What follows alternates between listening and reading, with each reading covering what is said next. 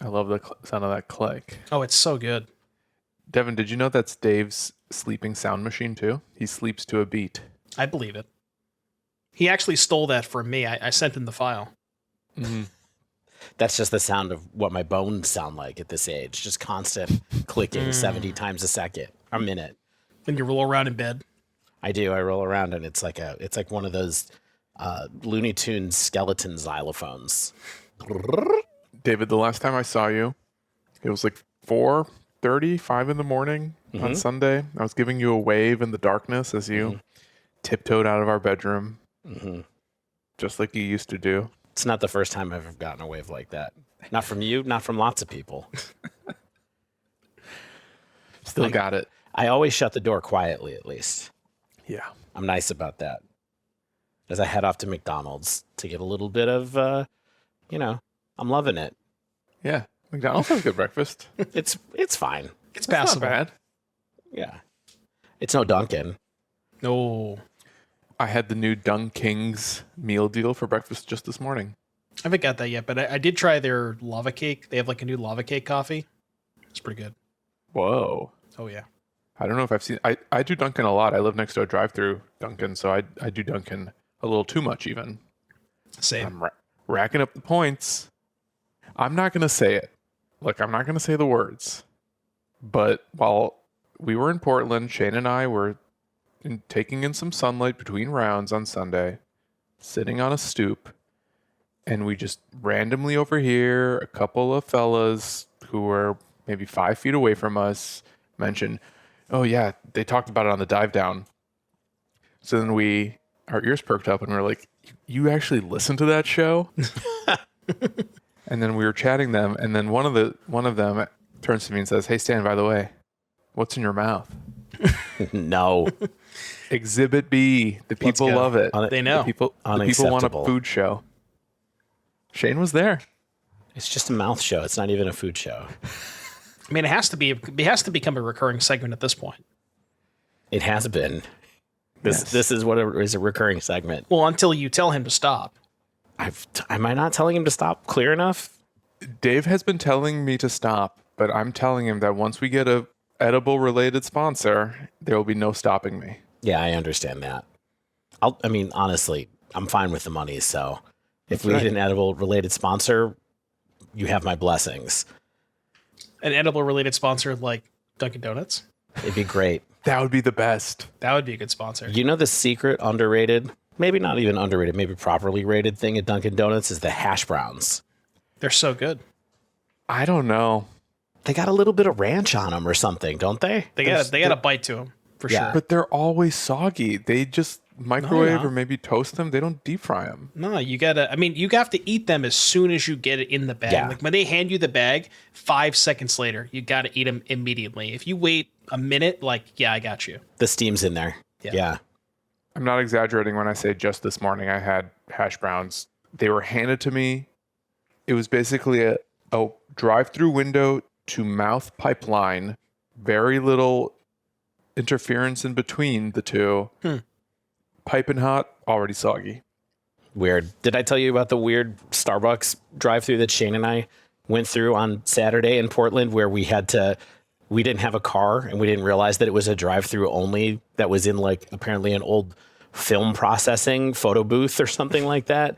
And they had a sign up that said, on foot, don't worry, we accept walkthroughs. So we stood in the driveway amongst other cars, just breathing carbon monoxide or whatever, carbon dioxide out of the back of the car and being like, boy, this venti decaf Americano is going to be great after I asphyxiate.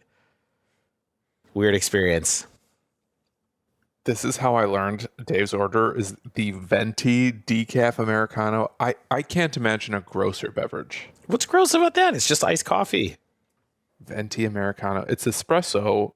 It's decaf espresso with water and a big one. Yeah. It's the big one, the biggest. Yeah, that's right. And I drink it black too. You got to put some hazelnut in there. There's nothing in there. Actually, I put the cinnamon dolce in there. That's what goes in there.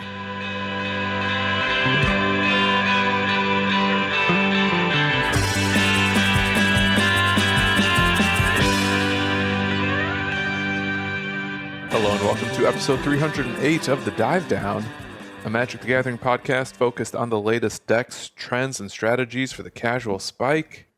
My name is Stanislav here in Chicago, and with me on the line from Undoxable, Massachusetts, it's the one and only Doomwake, aka Devin O'Donnell.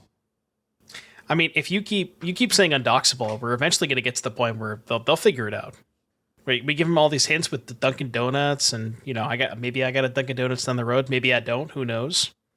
Everyone who lives in Massachusetts has a Dunkin' That Donuts. is true. That's a good point. So it's kind of hard to pinpoint that, I guess. I would say, yeah. When I lived in Boston, there was a line out of every Dunkin' Donuts around me for blocks. Just every morning, a line. They can't get enough. And you go to the Starbucks across the street, nobody there. Nobody's there. It's true. It's culture. You know what? I would have disagreed with that, but at this point in time, I do think Dunkin' Donuts is more cultured than Starbucks. So I just think they serve different audiences. True. Anyway, I still have my Dunkin' cup from this morning. I didn't clean it. I'm glad. I'm such an animal. Just to prove to you boys, I mean what I say and I say what I mean. I had Dunkin' this morning. Is that a venti decaf Americano? No, it's a Dunkin' coffee, normal drip coffee with a splash of hazelnut and a splash of cream. There you go. There's no splashing cream at Dunkin's. But anyway. It's either nut or all of it. All right, David Harbarger. That's right. AKA the Godfather, AKA the frequent flyer. Welcome back. Hello. How are you? I survived the time shifts. I'm fine. Yeah. The time zone change was pretty nice for us, right? Not on the way back. On the way there, it's okay. Yeah, that's true. So, Stan, let's not belabor this. What are we talking about today? On this week's show, we review the results of SCG Con Portland, including the Modern Regional Championship that I played in, the Sunday Modern 10K that I also played in, drafting Aetherdrift, which David and I played in, but David played a lot more than I did, and maybe some anecdotes, memories, and lessons learned along the way. How does that sound? Sounds great. Sounds good.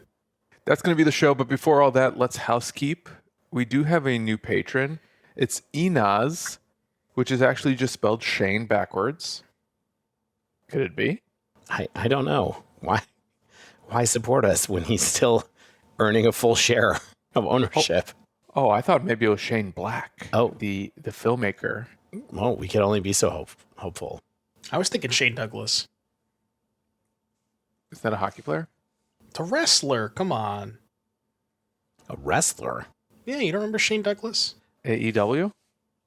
He's like old school ECW guy. Oh. I never really did ECW. I was a WCW guy and then eventually WWE when they merged. The franchise. We do have some sponsors, but if you want to support the show directly, we have a Patreon at patreon.com/thedivedown. Check out our store at thedivedown.com/store. We got to hang out with Randy at the Heavy Play booth. Saw some really sweet new gear this weekend. A playmat box if you want to put your Rolly traditional fabric playmat into a magnetic box instead of a plastic tube. We got to see that. Yeah, just to mention, it's a magnetic kind of tube, like Stan was saying, like a folding tube. It makes like a little pyramid triangle, and it has a flat side that's big enough for the deck boxes to attach to. So there's the same way that the folding playmat has ports to put the deck boxes on. This playmat box has the ports as well. Then the other cool product was a really excellent kind of archive style deck box that Card box. What's that? I would say more than a deck box. It's like a card archive. It's a card. Yeah, it's a card archive. It's designed to fit a certain number of the different heavy play style deck boxes inside of it. So I think from what Randy was talking about, I think it fits around 500 cards in boxes plus a dice tower in it, the dice box in it. Not dice tower, dice box in it. And so I think if it's like 3 of the 133s, 4 or 5 of the 80s, that it's kind of like that kind of range. So there'll be more details forthcoming about that soon. But if you go to an event and want to check it out, go check out heavyplay.com or talk to Randy or whoever is working at his booth at whatever con you're attending soon. They're pretty much always there. Yeah, and always really nice to chat with. Yeah. And in fact, Heavy Play gave us a new code. We're no longer living in the past. We're finally living in the present. Dive Down 2025, all one word, gets you 10% off your first order at heavyplay.com. Use it, save some cash, get some nice stuff. I personally still endorse their original Equip Mag playmat. I can't play without it. Oh, yeah. It's my favorite. I mean, they've made a lot of nice things, but it is my favorite piece of gear that Heavy Play's made. The folding playmat that goes into your backpack is fantastic. I think it's a huge upgrade over rollable mats. Sorry, but I do think it's true. Even just using like the little magnetic strip to put your dice box in, so your dice box doesn't move around. Like it's convenient, you know? Yep. Yeah, absolutely. That's what we're about, convenience here. Yep. And another convenient sponsor that we have is Mana Traders, that conveniently lets you rent Magic Online cards. And if you use promo code the Dive Down, all one word, that gets you 25% cash back after 3 months of service. Couldn't make the podcast without Mana Traders, so check them out if you haven't. But we're home. We're home from a couple of flights over the flyover states, as they say. I saw Portland. It was pretty okay. I didn't see much. I saw a lot of it through the lens of a convention center, but we got out a little bit. We had some nice lunches and dinners. True. We saw Mock's Boarding House. That was a cool shop. I've always wanted to go there. It's not bad. It's very wooden. A lot of nice wood. I went to Ground Control, a video game bar, not too far from the convention center. That place was pretty nice as well. Very cool inside. Mm-hmm. We had a meetup at Ron Tom's, a hip cocktail bar. That place was not ready for us. We kind of took over an entire corner of the bar. Yeah, and we party hard. Turns out. And I was drinking non-alcoholic drinks that night, and I was still doing keg stands. Kombucha stands. But why were we really in Portland, David? Right. Well, we were mostly there to see various people that we know, or various people who showed up to the tournament, but also we were there to support you, Stanislav, in your journey to the RC. Well, shucks. You bet on the wrong horse.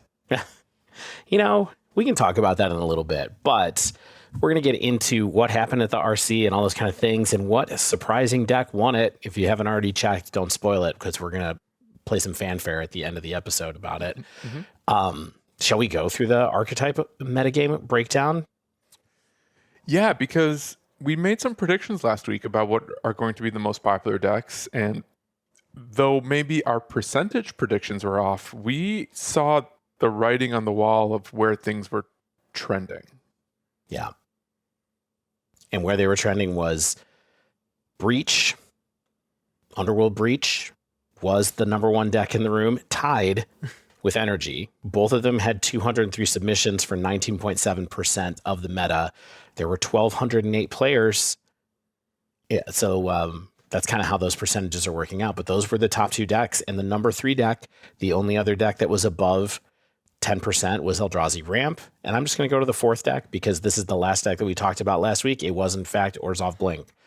So Breach, Energy, Tier 1, Eldrazi, Blink, kind of Tier 2, and then everything else is below that. Kind of just how we wrote it up. Devin, thoughts when you saw this? Yeah, I mean, it definitely, this is kind of what we expected. I didn't necessarily think that Breach and Energy would be tied. If you go back and look at the Prog metagame, it was a little bit heavier towards Boros, or Energy, I guess. A little bit, it's lumping in Boros, Jeskai, and Mardu. So I thought maybe Energy would still be a little bit higher, so I'm a little surprised to see them tied. Going back to the tiers thing, and maybe this is just me, I would put Breach and Boros in a tier like Tier 1, Eldrazi Ramp Tier 2. I would actually probably put Blink a full tier below that. That's just me personally, and then everything else is kind of below that. But yeah, I mean, it's when we take a look at these D2 conversion rates, though, that's where it gets out of control.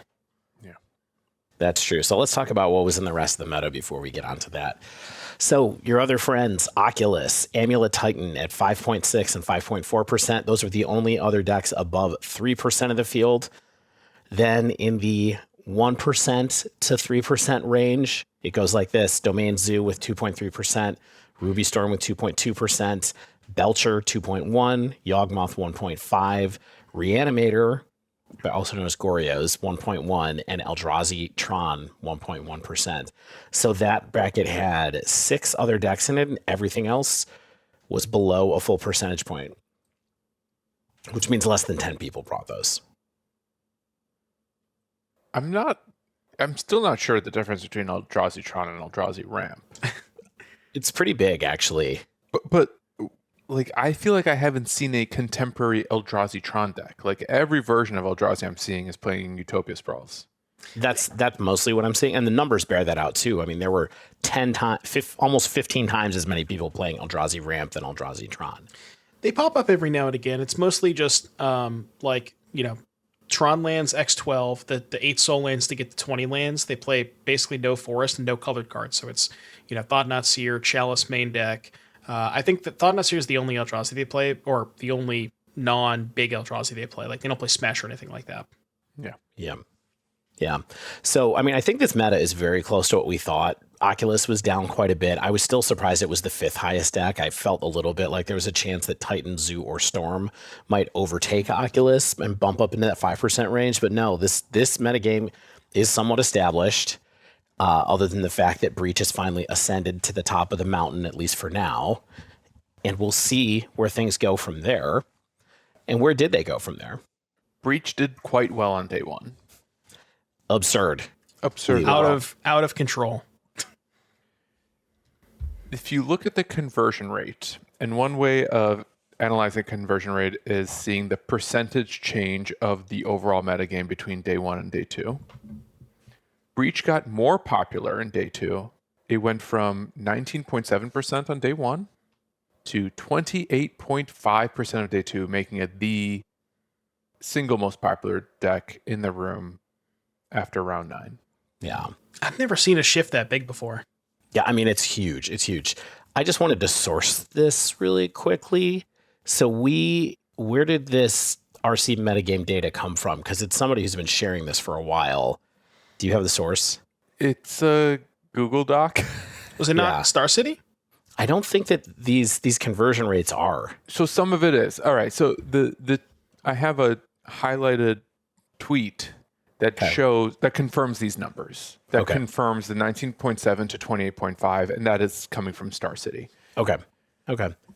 Well, we're also working from a post from a Redditor named Optimus Tom, who has done some work into gathering some things as well, for what it's worth. But if you made this spreadsheet, let us know. We'll give you a shout out, because this graphic has been helpful over the last couple of episodes for sure. Yeah. What was nice about the data to emerge out of the weekend is that any source I looked at, whether it was the primary source of SCG or some of these secondary sources, Optimus Tom and other microblog posters, they all sort of just supported one another, which made it all feel pretty reliable. Yeah. And there's no denying that Breach was dominant from both playing against it, but even talking to people. They were just saying, like, it's just Hogak. There were people who were telling me that they picked up the deck a week ago and they were like had a win in for day 2 after round 7, just because it just carried them so much. It not too hard to play, so easy to fight through hate, and I think that's part of what contributed to these numbers. That unless the Breach opponents got really lucky, or not including mirror matches, but unless the Breach opponents got really lucky with the necessary hate and the necessary clocks, Breach just always sort of gets there. Yeah. Worth noting that this data sheet that we're looking at as well, we're not going to talk a ton about Japan, but there was an RC in Japan as well this weekend, and that RC also had Grinding Breach as the second most played deck, but was way out in front in difference in conversion from day 1 to day 2. It had a 10% percentage change. The American one had a 9% percentage change between day 1 and day 2. So it performed well in both places in the same weekend. And that's pretty telling, right? Most played deck and like by far the highest conversion rate. Because usually when Yeah. you see the most played deck, it's like either at even or a little bit less because it kind of balances itself out. But the fact that it was the most played deck and had this high of a conversion rate, it's kind of crazy, huh? I mean, when we weren't talking about Breach too much until we did that Mox Opal episode about three or 4 weeks ago. Yep. And we all walked into Riverside after that going, wait a second. This is something. Yeah. There's something here. And what's there, Devin? Breach. Mox hopefully Opal. a Mox band. Opal and Well, Breach. I'm going to say hopefully a band card. We'll get into that after, but Yeah. So Stan, you played in the event. I did. You saw a lot of Breach around. How many times did you play Breach? Do you remember? On day one, I played Breach either 2 or 3 times. Actually, I think I only played it twice on day one. I played Breach twice, Titan once, Boros once. Yeah. I'm going to pull up your matchups. Please do. Yeah. It's just under Stanislav, no last name. Oh, I So know. how did it feel playing Breach against Breach at the RC versus when you played against it I guess the last time you really played against it was weeks earlier or on Magic Online. Like, did you notice a skill difference? Did you notice a vibe difference in this weekend from other times you played it? Or were you just like, oh, there's Breach and it's doing Breach things? Yeah, it was that. I don't think I necessarily noticed a Breach difference. If anything, what I observed was people very confidently finding ways to outplay my interaction. Mhm. And kind of seeing that in person is painful. But it was the same deck and it was the same outcomes. It was really, really hard. And in a way, it confirmed a lot of my practice in playtesting, which was you can't just play a single Stony Silence against them and think it's going to win. In fact, one of the things that knocked me out of my second loss in the Sunday 10K was to Breach, and it was game 3. Game 1, I did the thing where I played like 1 or 2 Stony Silences and a Deafening Silence, so there was just no getting out of it for them. In game 3, I just played 1 Stony Silence, and I had a ton of material on the board, and then they bounced the Stony on my end step and just comboed off, and all that material was for nothing. And that's just what games against Breach are really like. Right, yeah. You and I were talking a lot about this leading up to the event, where it's like you need to layer your interaction, layer your sideboard cards, and you can't just have one. It's like you need to have multiple layers of sideboard cards while pressuring them. It's a lot to ask. Well, I think we're going to talk about Breach here and there throughout this episode. Let's not front load it too much, because I think the next most interesting story isn't just how well Breach did, but also kind of how poorly Boros did. Other than the other category, so like the whole bucket of decks that we're not really discussing within the metagame, Boros had the worst conversion rate. And when looking at the win rate matrix from Portland, it was sub 50%. And I think this is maybe the first time I've seen Boros sub 50%. And I attribute that in part to the popularity of Breach and Breach being such a difficult matchup. Also the challenge of building your deck to beat both Breach and the Mirror, because those are the 2 most popular decks in the room. But also Eldrazi Ramp kind of like posing a really unique challenge that forces you to operate on a totally different axis than both Breach and Energy. Ultimately kind of forcing the Energy players to kind of have like a disruptive plan against very different strategies while trying to fit your aggressive plan A somewhere within that. And you know, it kind of felt like you're shoehorning an aggressive plan within a mid-range deck, and it was just really hard to thread the needle within this particular field especially. Yeah, and even for the Energy players, like specifically regarding the Eldrazi matchup at least, you have to work very hard just to get the matchup from, say, 40 to, just even get it close to over 50.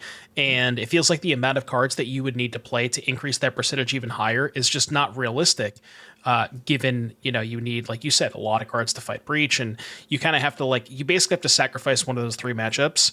And, depends on the Boros players. And it really kind of depends on, where they wanted to suit themselves or position themselves for the weekend. Yeah.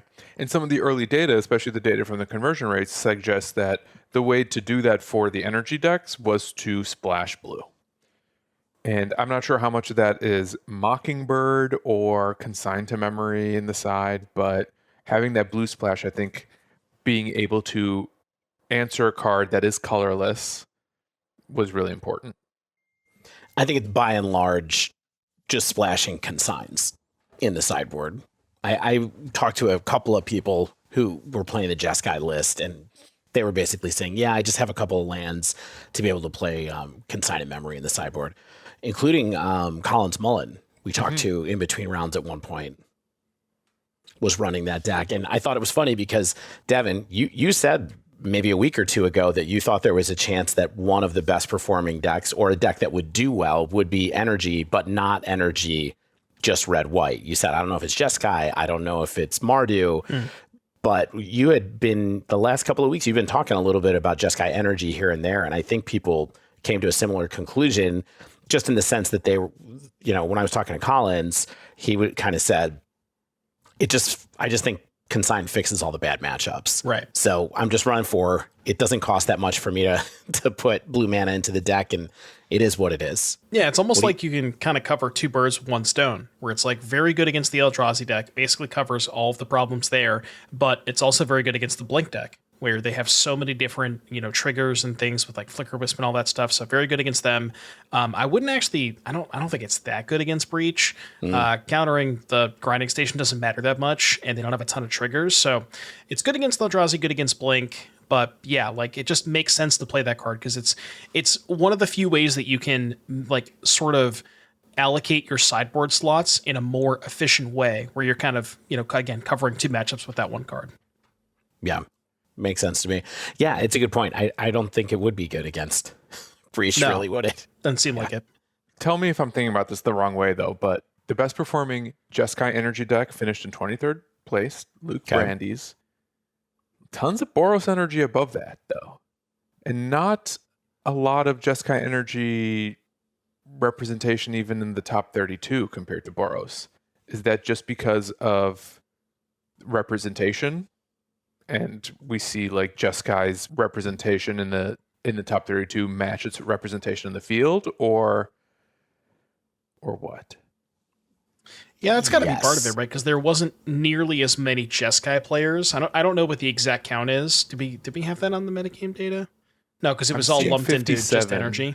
I'm seeing 57 Jeskai players to 135 Boros players. Okay. Oh, that's more than I thought. So 3-1, basically. Yeah. Sounds like, well, here's what I think maybe happened. For what it's worth, if Jeskai isn't any better against Breach than Boros is, because the sideboard attack isn't helping, then maybe in day two, as there was so much more Breach, because it says here the conversion was a little bit higher for Jeskai energy, they just fell in line with the other Boros energy decks and just kind of like faded away a little bit. I am seeing too, for what it's worth, that this Jeskai energy list that you were talking about is running a couple in 23rd, is running a couple of Mockingbirds. So people were definitely trying out. This one even has expressive iteration in the sideboard. Yeah. Spicy. I Interesting think if move. you have the blue, you just play the Mockingbirds because it gives you free guides and prides. Yeah. Yeah, especially if you're playing the Ranger captains, just being able to like chain those off is pretty good. You just captain for Mockingbird, copy captain, do it again. Yeah, they almost all have two Mockingbirds in the side. So the other deck that converted really well, Eldrazi Ramp. And I think Eldrazi actually, in a lot of ways, kind of proved itself in this tournament from what I was seeing across the table and from what we're seeing in results. We had two Eldrazi players in the top 8. It was the second most popular. So, like, if you look at MTG Goldfish, Eldrazi Ramp by itself is technically the second most popular deck, with Boros Energy by itself being the third, right? Like, the initial SCG data we were looking at combined all the energy and all the breach lists. But if you break them up by their individual color combinations, Eldrazi by itself was a little bit more popular than Boros. And again, just playing against it, hearing from others that were playing against it, it was really tough. And there was a couple different ways to build it as well, with cheating out Emrakuls, with like that dragon that gives things emerge. Harrogast. Yeah, or playing just like a more traditional like green package with forests, Utopia Sprawls, and Talismans. A lot of Karns in the room being really good against Breach as well. Like I think there's enough flexibility here that Eldrazi kind of like came to fight and put up a really big fight throughout the day. I'm pretty sure Sam and John were the only two people playing the one Harrogast. I don't think any other list that I saw had it. Sam Bogue, who got 20... I know this because they're local to me. John got 33rd and Sam got 29th. And I think they were the only two people playing the one Harrogast. But, I mean, it looked pretty good. Sam said it was great for him the whole weekend. Yeah, I played against this list on Sunday in the 10K, and I mean, it was a Splinter Twin situation, as we would say. They would just cheat out the Harrogast really early with their soul lands, and then cheese out an Emrakul off of that, and then you just sort of can't beat that. And I think that's probably the fastest way to get Emrakul out, is probably why you play the Harrogast tech. Oh, yeah. Interesting. Yeah, I saw some people walking around on Saturday afternoon trying to buy Harrogasts, like just asking people if they had them. I didn't know what that was all about. I was like, what is that? What is Eldrazi doing now that it wants that? Well, there's the answer. Yeah. The answer is always Emrakul, right? Yeah. How fast can I Emrakul? How fast can I cast it? I will say, I won a match, a game in an LCQ on Friday through 2 Emrakuls when I was playing on Domain Zoo. Holy. How? Well, had a really nice opponent. He was a nice guy, so nothing against him. Okay. But I think he really just bricked when he took over my turns. I had like lands in hand both times that he took over my turns. And so one time it came in and he just couldn't do anything. And then I leyline binding it with the last card from my hand. And then the second time Emrakul was cast, I had 1 land in hand. I flipped up a land when I had to draw on that turn, and then that was it. And then I had to, in order to win that game, I had to top deck a Lightning Bolt, Flage, or Tribal Flames, and I did. So Nice. just kind of happened. Nice. By the way, Davin, I did say I was going to play Twin. I didn't do that. I played Domain Zoo. Look, Scion plus Lane Line is basically Twin in my book, so I'll it worked. I'll count it. Enough. If we're talking about Emrakul stories, I did have a sweet game online the other day where I Emrakul'd the mirror match, and they had 9 mana and a World Breaker in their graveyard. And for those of you who don't know, you can actually World Breaker, hold priority, World Breaker again. So I just did that 3 times. Like you paid the return to hand cost, or what do you mean? Right. Yeah, from the graveyard. So it's the graveyard ability is 3 mana, sack a land, return it. But you can hold priority and do that over and over again. Sack so you their just lands. sack their lands. Yeah. Whoops. Yeah, it's so good. I can't visualize this, so I'm just going to take your word for it. TLDR blew up a lot of lands. It was good. All right, where do we want to go next? We got Eldrazi. We got Boros. We got Breach. Blink? Do we have stuff to talk about with Blink? What do we think? I can tell you this. It really destroyed me when I was playing Zoo. I really only played a few matches of Modern, and that crushed me when I was playing it. Yeah. I mean, it kind of just seems like Blink exists to punish the greedy mana bases And creature above decks, all else. I think. Maybe I should put it this way. Non-go wide creature decks, other mid-range decks, maybe, because that's what it was kind of like. I was threat light, and so I just got ephemerated to death. But I don't know. Yeah. I'm gonna look at win rates because I still don't know what this deck is supposed to be good against. Like, people tell me it's supposed to be good against Breach. It's like supposed to be good against Eldrazi because you play a bunch of White Orchid Phantoms, but I don't know. I have not really found a matchup where that has been. I don't know. I just don't know. I don't get it. Yeah, so I played against Blink, and I too don't get it. I'm not the only one. Yeah. Like, looking at the 10K, it says that Energy had an unfavorable matchup to Blink. I mean, in the 10K, there are 4 Blink decks in the top 8 of the 10K. Yeah. Damn. I did find the win rate matrix for the RC. Blink was at 52% overall, 48% against Breach, 40% against Eldrazi, supposedly 60% against Boros, and then 50, 50, 50. And then once you get past like the tier 1, it has like a bunch of, it has like 270s in a row against Oculus. Yeah, but we found it's one good matchup, which is everybody's good matchup. Yeah, but also like it was really dominant in the 10K. It posted a 59% win rate across 272 matches on Sunday. Damn. Doing really well against Eldrazi, 68% against Temur Breach. Wow. Yeah. Interesting. Yeah, I'm looking at the page with top 25 and there's at least 8 or 9 Orzhov Blinks in the 10K in the top 25.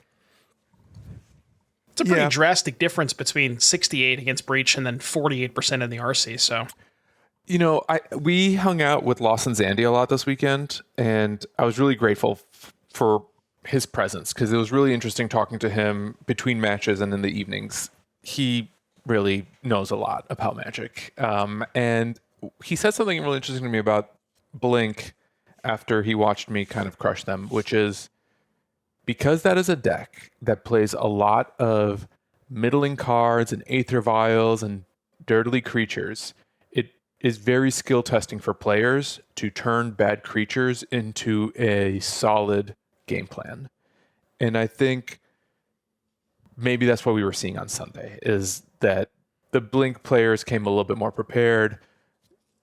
I was not the only person who dropped out of the RC and then registered for the 10K, and like part of why I did that was because I learned a lot, and like maybe we can assume a lot of people did that. They play the RC, they learn a lot, they try again at the 10K, and I think maybe Blink is one of those decks that we'll see get better over time as the Blink players get more practice and understand the role of individual cards and individual matchups, and like some of the crazy synergies that you can accomplish with Emperor of Bones and your enchantment creatures and everything else going on. So maybe the problem is like I'm kind of just like judging Blink through the lens of it plays Flicker Wisp and Aether Vial, but when you know how to optimize those cards in a given context, it can be a really dominant strategy.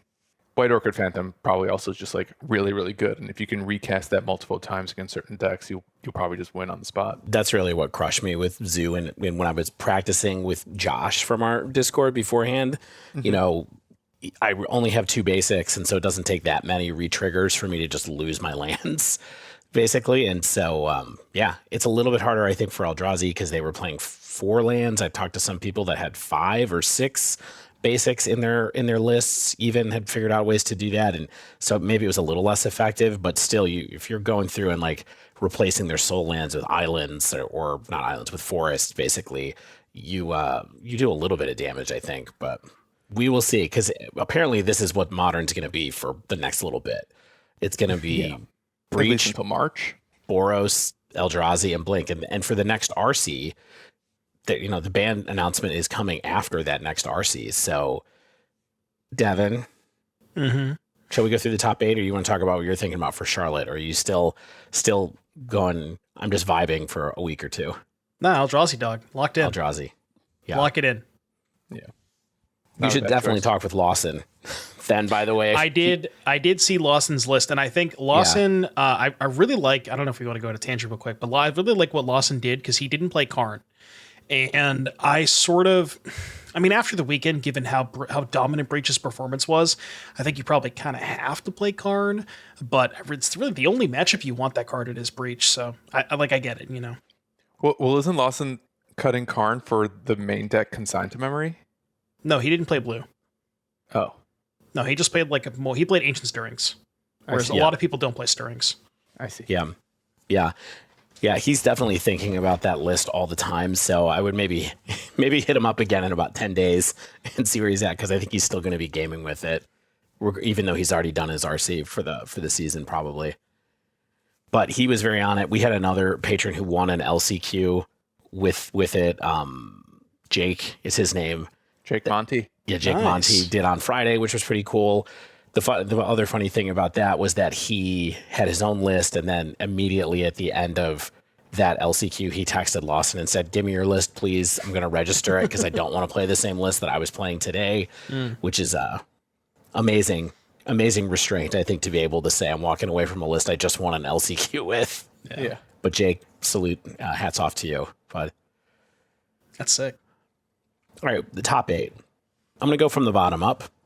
Half of this was, or 2/3 of this was Grinding Breach. So we had Pietro Turbingen with Grinding Breach in 8th, Joel Doolittle with Orzhov Blink in 7th, Alan Hubbard, Eldrazi Ramp in 6th, Enzo Burke, Grinding Breach in 5th, Gabriel Nicholas, Boros Energy. So that was our one Boros Energy pilot in 4th, Damian Del Nero, Eldrazi Ramp in 3rd, Jackson Knorr with Grinding Breach in 2nd, and the winner of the RC, punishing us for not talking about Green Sun Zenith before the event, but giving us a great excuse to talk about it after the event. Mm-hmm. At least now we know what to talk about when we talk about Green Sun Zenith. Next week, when we talk about Green Sun Talk Zenith. about one deck. Peter Husisian on Amulet Titan. Amulet Titan wins this event after all that. You know, I cited this podcast, I think, last week too, but in constructed criticism, one of the hosts was saying how the Breach players and the Titan player, one of the Breach players or the Titan players is going to have the best deck in the room. And I think that's kind of what we saw. I saw several versions of this particular Titan list, and what I'd never seen before this weekend, perhaps from my own lack of practice though, was that this is like an oops all Titans deck, because it plays Mirror Pool that allows you to just make infinite Titans if you have a couple amulets and a couple amulets and an aftermath analyst on the board. You can set off a chain that basically just makes infinite Titans with haste and wins. Yeah, now I think a lot of listeners at home, we've been talking about Breach the whole podcast, a little bit of Breach, a little bit of Eldrazi, and you might think of a shock. Okay, well, Amulet Titan, how did this deck win the tournament? I want to point you to a couple of different things. So 4th place, Gabriel Nicholas, Boros Energy deck, no Blood Moon's main, no Blood Moon's sideboard. 9th place, Julian John, Boros Energy list, no Blood Moon's main, no Blood Moon's sideboard. Next best performing energy was 23rd. You guessed it, none of the 75, and we can keep going. I mean, I'll keep going until I find one, but it's probably going to be a while. And I think not only was there a huge sort of decrease in terms of Boros's metagame share, like with its conversion rate between day 1 and day 2, nobody was playing Blood Moon. Yeah, which we kind of knew going into the week, because Stan was talking about switching to Molten Rain. We were all switching to this like point removal version of Mana Disruption. But we also kind of thought that Titan wasn't as weak to Blood Moon as it used to be. I don't think we've ever thought that. Okay. No, it's Eldrazi that we thought was resilient against Blood Moon. Right. But after the weekend, both with Titan's performance, which I think is going to make Titan a little bit more popular in the weeks ahead, and having seen a lot more Eldrazi decks out there, I think that we've underestimated Blood Moon a little bit. Because I think while Blood Moon is really good against Titan and they basically have to find a Boseiju to answer it, the games where the Eldrazi decks go absolutely nuts, they're doing that because they have multiple soul lands. Yeah. And I think if you can play a turn 2 Blood Moon especially, but a turn 3 Blood Moon as well on the play, I think that's actually probably pretty good against a number of decks in the field. Especially Titan and Eldrazi. A couple of other interesting things about this list right now that I think for spelunking hasn't been standard for a while, has it? I think they had a couple and then it's kind of gone up and down. It wasn't in the list and they came back. Devin's giving me the I don't know sign. I have no idea. I'm sure that it's maybe standard at the moment, but I think over the last year it's increased. I couldn't even tell you the last time I looked at an Amulet deck list. I see there's 3 Malevolent Rumbles in here. I don't know. Is that stock? Yeah. Here's what we're going to have to do. To talk about Green Sun Zenith, I think next week, maybe we'll do a little bit of archaeology on what's happened with Titan over the last year, let's say. We should do that, yeah. Yeah, because there are a couple of new cards in here. I mean, I guess the Lost Caverns of Ixalan is maybe a year and a half ago at this point in time. There's only one Dryad of the Elysian Grove, which is another thing that's a little bit surprising to me that I didn't realize they had gone down so far on. I just haven't played against Titan online in a long time either. So we'll do some archaeology. We'll take a look at it and see what's going on. I kind of doubt that we're going to get a bunch of Titan now after this particular tournament, but I don't know. What do you guys think? Why not? Well, it's hard to play. Yeah. Is it still hard to play? Oh yeah, for sure. Especially this version. I think when you're doing this, when you're doing like the Aftermath Analyst, Lotus Field, like that kind of loop, I think that is kind of difficult to figure out like exactly how many amulets you need, what you need to be sequencing in terms of what lands you need in your deck to be able to do the combo. Now that being said, I don't know how often the combo comes up. It might just be like Primeval Titan, make a Titan, copy with Mirror Pool, and then haste them all. I don't know because I just haven't played this deck in a while. But I would guess, given the way, like, especially Green Sun Zenith, where it opens up more avenues to where, like, you'll notice in the sideboard, there's a Grist in the sideboard. There's Dryad the Elysian Grove X2 in the sideboard. Like, what are those there for? You know, I don't know. I like me looking as somebody who's never played this deck. I'm looking at this deck list and I'm like, yeah, I'm just looking. It's like a foreign language, you know. There's 2 Vampire's Vengeance in the sideboard. Do you guys know what Vampire's Vengeance does? I do. You do? Yeah, it's I haven't seen it before. 3 mana, deal 2 to all non-vampires, and you make a blood. Yeah. Super And it's interesting. An instant. And it's an I think instant. that's part of it is the instant speed. Yeah. Vampire's Vengeance. But yeah, I think there is a pretty significant barrier to entry, especially when you look at the other decks in the format, right? We've talked, you know, Boros and Eldrazi, those you can kind of just pick up where there's not really a lot there. Even Grinding Breach, you know, a lot of people, and you guys have sort of shared this sentiment from other people where it's just a lot of people kind of assume Breach is hard to pick up, but once you play the games, it's like, oh, this is not that bad, you know? Whereas I think it's not quite the same thing with Titan. Well, maybe that can be one of the questions we explore is like, is Titan actually hard to pick up? Or is like a guide all it takes to kind of learn the line? Because Aftermath Analyst is a one-of. You know, like I think you're still just playing Titans and then you have this like weird graveyard-centric plan B that like sometimes you can tutor with a Zenith, but I don't think it's your primary tutor target. Well, we'll find out. We'll find out. See, that's even the one-ofs, right? Because you have 3 Zenith and 3 Summoners back. Like, it's a one-of, but it's kind of a 7-of. Do we need to reach out to the bullpen to bring somebody in to talk about Titan? You get Dom on the horn? With us? Should we try to get Tom on the horn? The cost of a long-distance call to Canada these days is like, with these tariffs, it's really expensive. It's even brutal. a Discord call. True. It might be worth it. I don't know. We'll see. All right. So where are your minds at next from here? Devin is locked in on Eldrazi. Mm-hmm. Stan taking a long break from Constructed Magic or something, or what? I don't think so. Like, I might try to play the Modern Cup at MagicCon Chicago. Nice. This was, you know what was interesting about this tournament? Every like big competitive Magic tournament I've ever played, I always end up feeling like absolutely mentally drained afterwards. And granted, Sunday night I was tired, but I got home on Sunday night, home where I was staying, which was my brother's home, and I finished a league that I had started like a few days before. Wow. And I'm not magicked out as maybe I would have been in the past.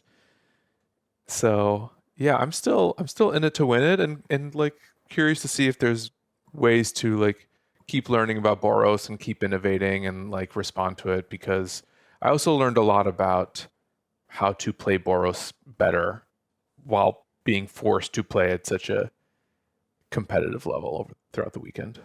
So what kind of things do you think you learned? Can you share a couple of insights with everybody as we get out of this episode segment, etc.? Yeah, I'll try to keep it brief, but I think there's a way to build this deck to make it like good against the mirror, and there's a way to make it weak to the mirror, and while trying to make it good against other things.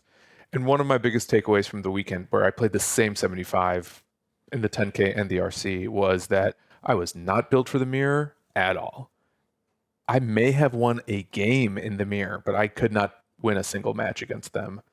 And that's because I was playing a version of the deck that was trying to gun against Breach more than anything. Mm-hmm.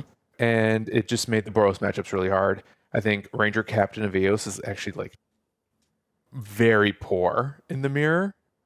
Interesting. Okay. Just like it just doesn't really do anything meaningful. Tapping out on turn 3 for a Ranger Captain is not as good as a Seasoned Pyromancer or a Fable even.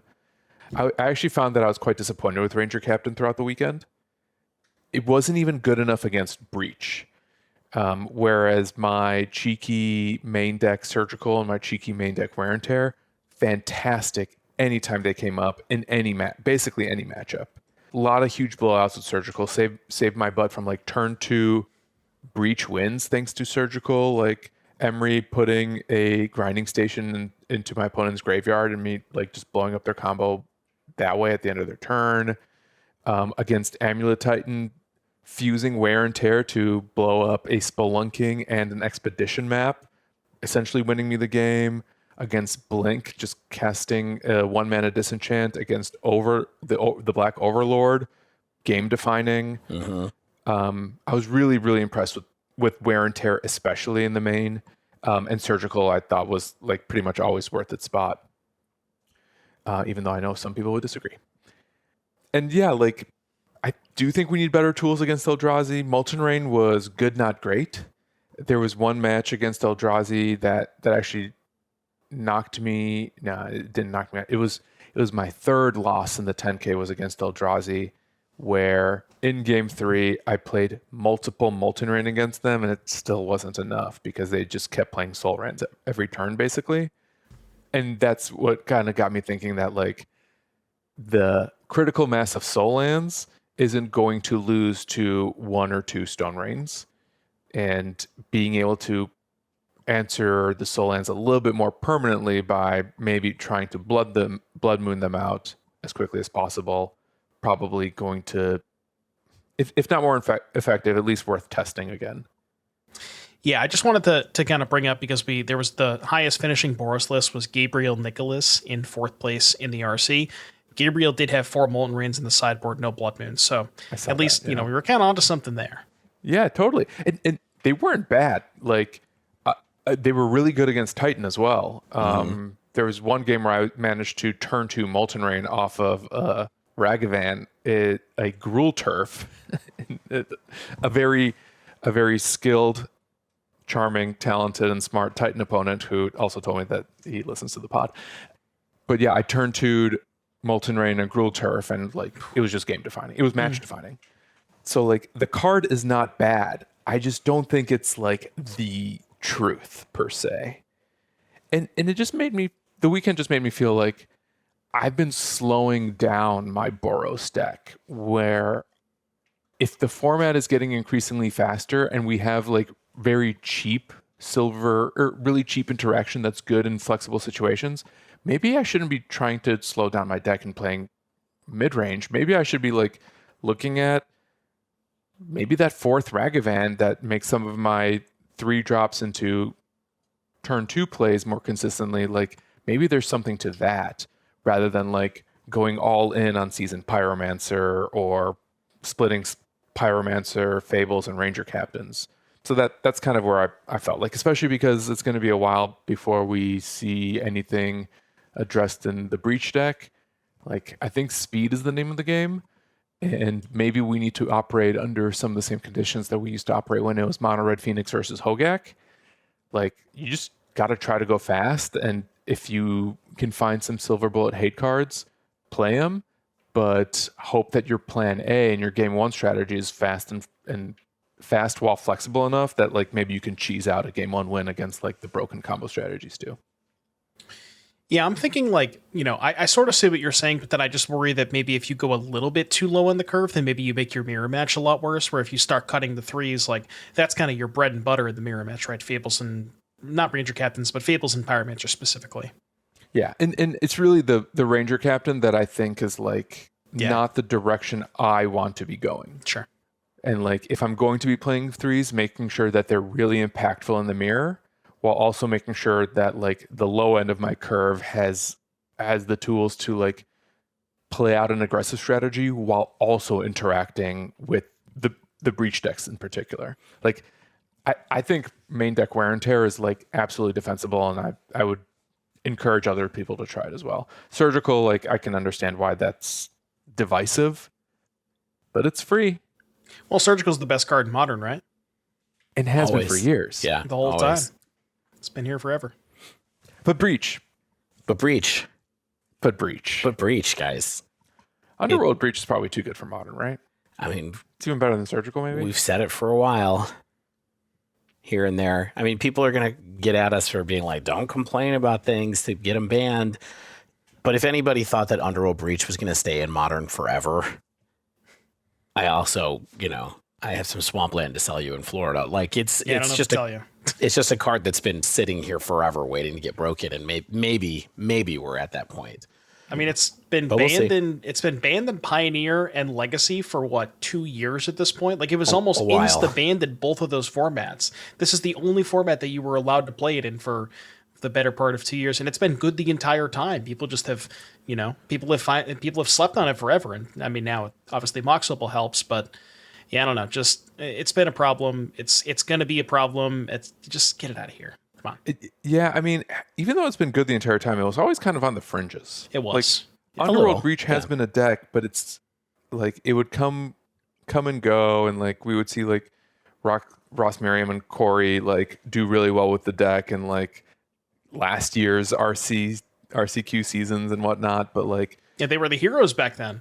they were the heroes, and I think like it was always missing something that made it really resilient. Because now having this Mox Opal angle too lets you play a whole turn faster than you've ever been able to play with a Breach deck, but also I think lets you build the deck in such a way that it is nearly impossible to hate out. Like even if you hate out the graveyard plan, you can play an Urza, and then like suddenly you've got like this whole Urza strategy or this Jace strategy where you can like create some sort of engine while also playing a bunch of interaction along the way to force your opponent to either have multiple pieces of interaction and hope that's enough. Like I'm sure I've talked about it in the past, but there's games where I'm playing a Stony, a Silence or an Orm's Chant, a Wrath of the Skies, and I'm still losing. And it's like, what's the point of playing any hate cards if you're going to cast 3 of them in one game and it's still not going to do enough? Yeah. Yeah. Although on the other hand, you know what won Sunday too? Titan. It also won the 10K. Wait, it won the 10K too? It won the 10K and the RC. Is it the same list? No, they're not exactly the same list. They're close, but they're not exactly the same. You know what came in second at the 10K? Hollow one Hello. with marauding Mako from Aetherdrift, my friends. Oh, I didn't see this. We'll talk about that another time because I'm going to fire up Hollow one. I already have 2 Makos. I just want to see this list. I found them in Draft Chaff from Yeah. See, when I was playing. they're real quick. They're playing Mako, but no Flameblade. I kind of want to play both. I was thinking about if that's the way to do it. I don't know for sure. I don't have a ton of comments about this. We'll do that in the future. I guess the only thing I'm saying is it feels to me like yes, Breach is really powerful.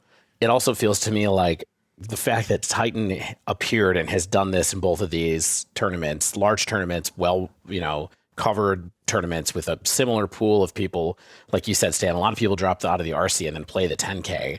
Mm-hmm. It makes me wonder a little bit if there's a little bit more metagame churn that will happen here, maybe at the next RC. We know it probably won't happen on Magic Online because Magic Online seems to be the place where the metagame goes to stay the same right now, right? It's sort of like when we wait for these paper events to come along and make the changes. So I'll be curious to see if all of a sudden a bunch of more Titan sickos fall out of the woodwork or feel emboldened to do what they're doing. And then that causes something else to rise up. So if we get some good churn, I'm not saying today's the day that Breach is going to go, but I do think just reading that card, everybody knows it's what's going to be broken someday. And maybe that day is going to be March 14th or whatever that is. Next week, we should talk about Green Sun Zenith a little bit more to finish up our series on banned cards, especially given what happened this weekend. Yeah. We're going to have to do some research now. We're going to have to do a little bit of research on that. And then maybe we'll see kind of what's going on with Aetherdrift as far as what cards are starting to make a little bit of a splash in Modern. I haven't seen anything other than Mako yet, but there'll be more leagues that happen between now and then. I think the cards actually come out on Magic Online today. They come out on Arena today. Spike was playing today with Arena or with the set on Magic Online. So we'll see what happens from there. There'll always be a few things to talk about. One thing I do want to ask the listeners about is you may notice in this turn cycle or set cycle, we did not do a spoiler episode. Do you forgive us? That's what I want to know. If you're still listening at this point in the episode and you have something to say about that, was it good? Are you glad that we waited until some decks come out to talk about the set? Would you rather us take random shots and just do a whole episode on spoilers? Let us know. It's the first time in a while, maybe since we started the show, that we skipped like a dedicated spoiler episode to a set. So let us know what you think.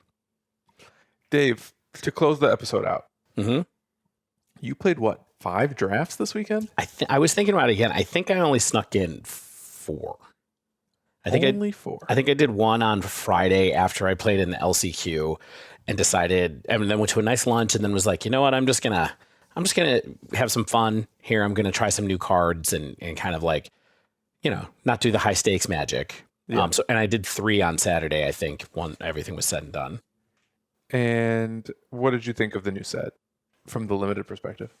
Slower than it seems like it would be from the speed mechanic. At least right now, in the first few drafts, it felt like a little bit slower and a little bit more kind of like ground gummy uppy. Mm-hmm. I think people sometimes forget at this point that vehicles are kind of by default bad, and figuring out what ones are good is part of the fun of a set like this, I guess, and figuring out how many you can actually fit in your deck. You can't just play a bunch of vehicles. I drafted red, green, blue, red, blue, black, and black, red were the 4 decks that I drafted. And I made the finals of drafts with red, green, and black, red, which is essentially what happens in, what happens at these events. A lot of times, if you haven't played like these these on-demand firing drafts, is people tend to split the finals, Mm-hmm. especially when there's only prizes for the 2 finalists, which was kind of a bummer at this particular event. Maybe that's the way they work these days. And I think that the first draft I did, it felt like interaction was really hard to come by, but the more drafts I did, it became a little bit more apparent that there's more interaction in the set than it seemed like at first. But overall, I think the biggest thing was it felt a little bit to me like blue's a little difficult to work with. Red is very easy to work with. I think red-green was probably the best deck that I actually played, and that was a very mid-exhaust mechanic kind of deck, and I think exhaust is pretty good. Black-red was the deck that I had the most success with trying to play a max speed deck and actually getting bonuses off of the max speed mechanic, various different ways. So that's my first couple of takes. It seemed pretty fun. I don't think it feels like an all-timer, like it doesn't feel like amazing yet, but I'm enjoying it. I'm enjoying having a new set to draft since it's been a while since Foundations came out. So that's my first take. Maybe we'll do a little Dave's Limited Corner a couple more times through the season because I love drafting. Yeah. And you should keep doing it because finally you have something worthwhile to say. Instead of just nodding my head and saying, someone told me. No, that's what I do. Yeah. All right. On that note, let's wrap up this bad boy. Devin, we missed you in Portland. Maybe you can come to Chicago? That's in what, week and a half? Yeah, 2 weeks from now. I don't know about that. What if it's really cold? It's a little last minute. Doesn't that sound nice? A cold February in Chicago? It's my birthday weekend. And you know what they say? You only turn 36 once. Oof. Oof. That's the dive down. If this is your first time listening, probably isn't, but maybe it is. You should subscribe to us. Get the latest episodes as soon as they come out. If you use Apple or Spotify, leave us a rating and review. If it's your first time, don't let it be your last time. You know what I'm saying? And we're sorry. And we'll do better next time.